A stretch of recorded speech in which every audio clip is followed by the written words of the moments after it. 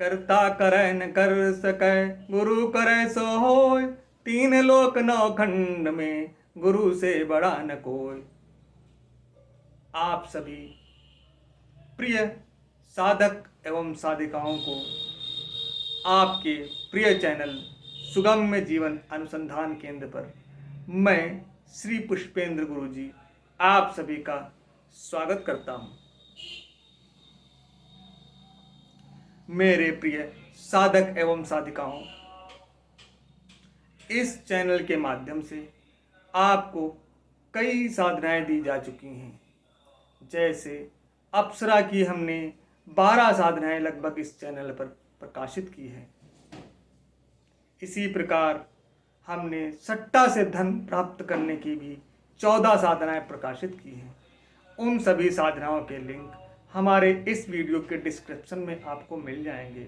यदि आप इन साधनाओं में इंटरेस्टेड हैं तो उनका लिंक खोलकर संपूर्ण जानकारी देख लीजिए। अगर आपको साधनाएं समझ में आती हैं तो उनका विधि विधान हमसे प्राप्त कर सकते हैं।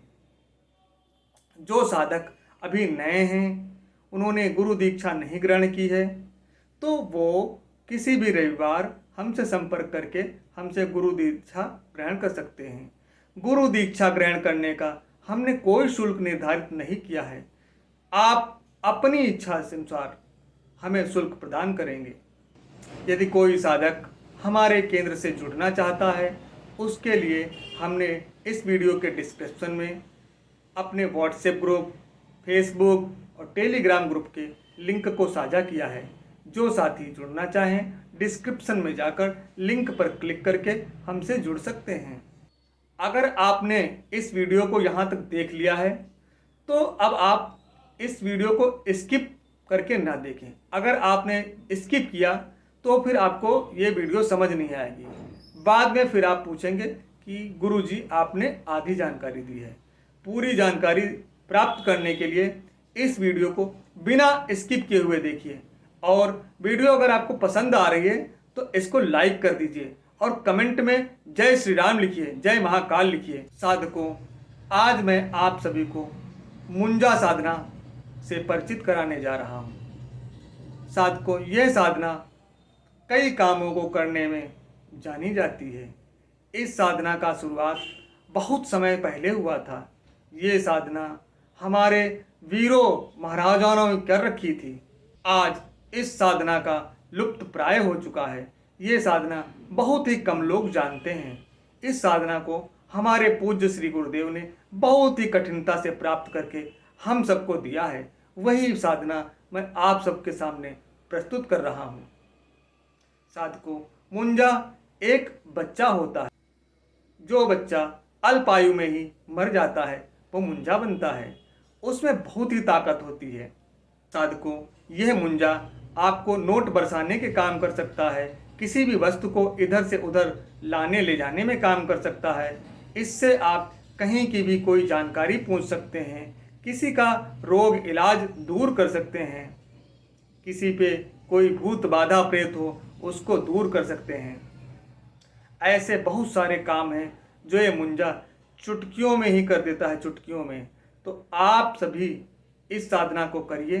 साथियों, वीडियो को लाइक करने से, कमेंट करने से, चैनल को सब्सक्राइब करने से आपका एक पैसा भी हमारे पास नहीं आता है।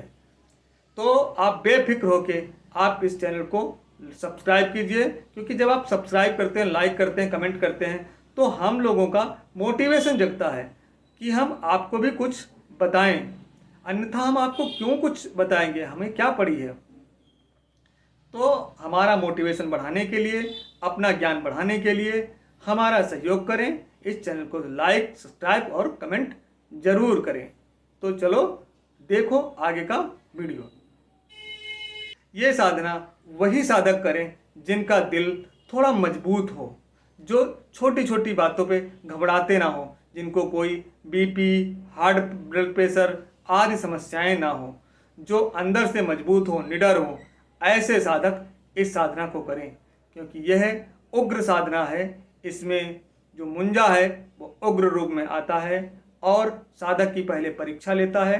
तो आप सभी ऐसे साधकों जो इस साधना को निडर होकर कर सके। इस साधना की अगर मैं सामान्य जानकारी की अगर बात करूं तो यह साधना किसी भी शनिवार या किसी भी अमावस्या से प्रारंभ होती है। इस साधना को करने के लिए आपके पास आसन और वस्त्र काले रंग के होने चाहिए। इस साधना को करने के लिए आपके पास लगभग 10 बाई 10 का कमरा जरूर होना चाहिए। अगर इससे छोटा कमरा है तो फिर यह साधना नहीं हो पाएगी। इस साधना को आप दक्षिण दिशा की ओर मुख करके करेंगे।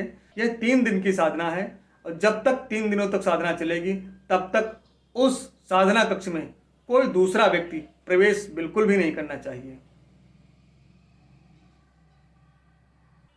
इस साधना में अगर हम भोग की बात करें तो दूध, घी और दही, इसके अलावा फूल, फल, मिठाई, इतना ही चाहिए होगा। और कुछ सामान लगेगा, काले तिल, उड़द, सरसों के दीपक इसमें चाहिए होंगे। शक्कर का बूरा पड़ा हुआ, पानी का शरबत इसमें पीने के लिए चाहिए। एक पानी वाला नारियल चाहिए।